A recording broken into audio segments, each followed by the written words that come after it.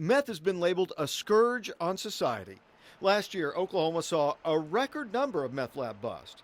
It's a problem that, according to the Oklahoma Bureau of Narcotics, cost the state millions of dollars. It rips families apart and endangers innocent lives. If you create a pound of meth, you're going to leave behind about 6 to 7 pounds of hazardous waste product. Jeffrey Scott, a special agent with the DEA in Washington, D.C., is concerned about meth, especially meth coming from Mexico. It's something Oklahoma's already been experiencing. This past summer, more than a dozen suspects were rounded up in Oklahoma City. Agents say they're part of a Mexican drug network. So far this year, there have been almost 400 meth lab busts, down about a third from last year. But experts say meth is still a major problem. You have a danger at the time the cook is being done, and then you have the danger after the fact with the discarded chemicals, the discarded waste. With relatively new methods of cooking meth, labs have become small and mobile. In fact, meth these days can be made in a 2-liter bottle. Police say that means meth can be made in cars or hotel rooms.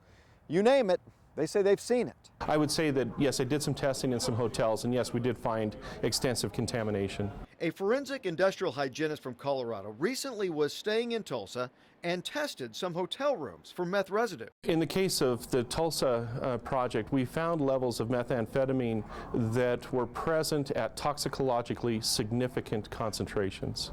So in layman's terms, it could make you sick. We found levels of methamphetamine that could make a person sick. Connell worries that housekeepers are more likely to be injured cleaning up contaminated meth byproducts than guests staying in the rooms. Still, there is a risk. Now, what about that used car you're looking to buy? How can you be sure it was not ever a meth car?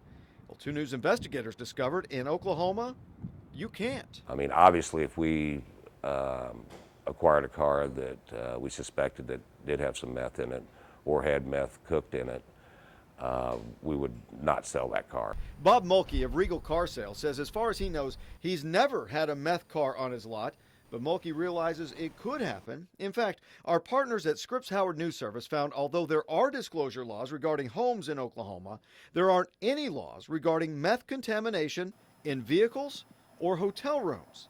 Bob Mulkey says, like most used car dealers, he gets his cars at auction. By the time he sees a car, it's been cleaned and detailed. There's almost no way to know if it was a meth car. Mulkey says the state should step in and protect consumers.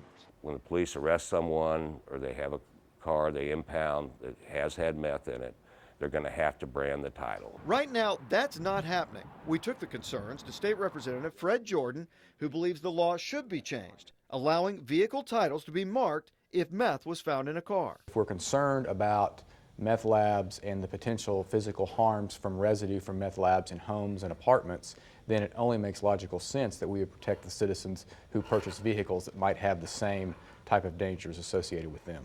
One thing we know for sure, as long as meth is being cooked, innocent people may be put in harm's way.